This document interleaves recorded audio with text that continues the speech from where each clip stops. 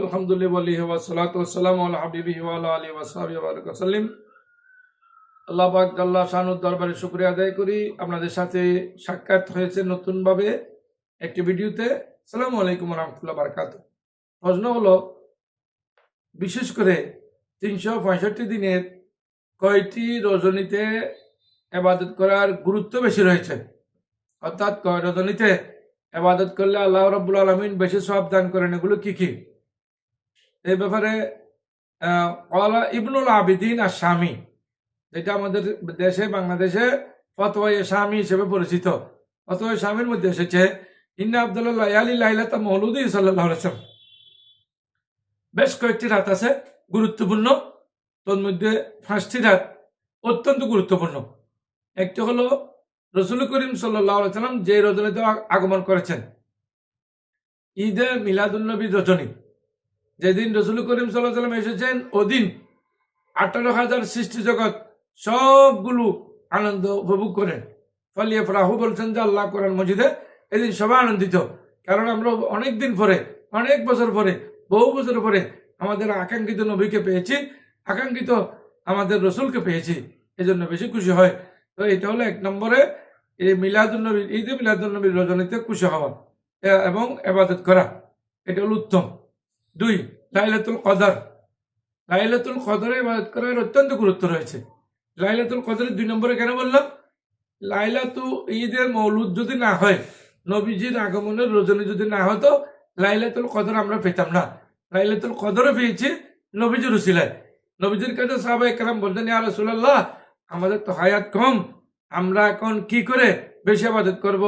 1000 বছর ইবাদত করছে, দিনের বেলায় রোজা রাখছে, রাতের বেলায় তারাবির নামাজ সহ অন্যান্য নামাজ পড়েছেন, এমন মানুষ দেখা যায়। তখন আল্লাহর কাছে রসুল করিম ফরিয়াদ করলেন, তখন আল্লাহ রাব্বুল আলামিন বললেন, লাইলাতুল কদরে খায়রুম মিন আলফি শাহরিন, যে আল্লাহ রসুল আপনি জানিয়ে দিন আপনার ফরিয়াদের প্রেক্ষিতে আপনার উম্মতকে আমি সুযোগ দিয়েছি, 1 রজনীর ইবাদত 1000 রজনীর ইবাদতের চেয়ে উত্তম। 3, লাইলাতুল ইসরা, আল্লাহ রাব্বুল মেহরাজ। লাইলাতুল ইসরা এবং মেহরাজ মানে মেহরাজের রজনীতে, মেহরাজের রজনীতে রজব মাসের 26 তারিখ দিবাগত রাত হলে মেহরাজের রজনী। সুবহানাল্লাযী আসরা বিআবদিহি লাইলাম মিনাল মসজিদিল হারামি ইলাল মসজিদিল আকসা করে আল্লাহ যে বর্ণনা দিয়েছেন, ওই মেহরাজ, লাইলাতুল মেহরাজ, যেদিন রাত্রে রাসূল করিম সাল্লাল্লাহু আলাইহি ওয়াসাল্লাম মক্কা শরীফ থেকে একেবারে বাইতুল মুকাদ্দাস থেকে সপ্ত আসমানের পরে লা মকানে গিয়েছেন, আল্লাহর সাথে কথা বলেছেন, যে মা কাজিবাল ফুয়াদু মারা, আল্লাহর সাথে সাক্ষাৎ করেছেন, আল্লাহকে দেখেছেন। ওই রাত্রে হলো মেরাজের রাত। ওই মেরাজের রাত্রে 3 নম্বর গুরুত্বপূর্ণ রাত ইবাদত করার জন্য। 4, সুম্মা লাইলাতুল আরাফা, আরাফাতের রাত। আরাফাতের রাত মানে জিলহজ চাঁদের দিবাগত 8 তারিখের দিবাগত রাত, এটা হলো আরাফাতের চাঁদ। অর্থাৎ আরাফাতের 9 তারিখে মানুষ অবস্থান করে হাজী সাহেবরা, ওই রাত হলো 8 তারিখ দিবাগত রাত। এটা হলো অত্যন্ত গুরুত্বপূর্ণ একটি রাত, ওই রাতে ইবাদত করলে বেশি সওয়াব হয়। এরপরে হলো 5 নম্বর, সুম্মা লাইলাতুল জুমা, জুমার রাত। জুমার রাত এটা অত্যন্ত গুরুত্বপূর্ণ। অনেক আল্লাহর বান্দা বলেছেন এটা ঈদের সাইরাতুল বরাত এবং লাইলাতুল কদরের চেয়েও দামে বেশি। লাইলাতুল জুমা এটা অত্যন্ত গুরুত্বপূর্ণ একটি রাত। এই রাতে বেশি বেশি দরুদ শরীফ পড়তে হয়। এই রাতে বেশি বেশি দরুদ শরীফ পড়লে ফজিলত বেশ হয়। অন্য ইবাদত করবেন, দরুদ শরীফ পড়বেন। এরপর হলো সুম্মা লাইলাতুন নিসফি মিন শাবান। 6 নম্বর হলো লাইলাতুন নিসফি মিন শাবান মানে শবে বরাতের রাত। এই যে সামনে আসতেছে, কিছু কিছু আলেম ওলামা বলেন এটা শবে বরাত নাই, শবে বরাত আছে, অনেক কথা বলেন যে এটা আসলে কোনো কিতাবে নাই, যে ওদের কথাগুলো, এটা কোনো দলিল নেই। শবে বরাত নাই বলে যে এটা কোনো দলিল নেই, শবে বরাত আছে। বরং মানুষকে ইবাদত করার জন্য উৎসাহ দিতে হয়। আপনি উৎসাহ ভেঙে দিচ্ছেন কেন? আপনি কিসের আলেম কইছেন? কয় ফাতা পড়েছেন? কোথায় পেয়েছেন এটা? শবে বরাত নেই, এটা কোনো দলিল নেই। শবে বরাত আছে তো এটার উপর দলিল আছে। শবে বরাতের রজনীতে মানুষ ইবাদত করে।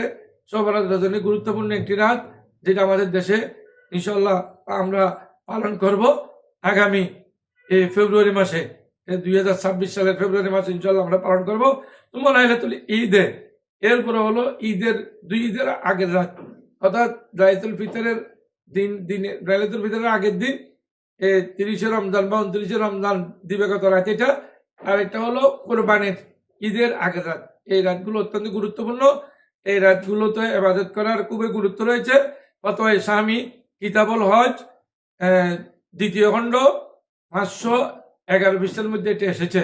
সুতরাং ফতোয়ায়ে শামী এটা সর্বস্তরের আলেম ওলামাগণ মানেন, কিন্তু ওনার সুবিধা মতো উনি মানলে তো হবে না। ফতোয়ায়ে শামীকে যখন ভারতবর্ষের বাংলাদেশ, পাকিস্তান, ইন্ডিয়া সবাই মানে, তাহলে এখানে লাইলাতুল মৌলুদের কথা বললে এটা মানবে না কেন? লাইলাতুল নিসফে মিন শাবান বললে এটা মানবে না কেন?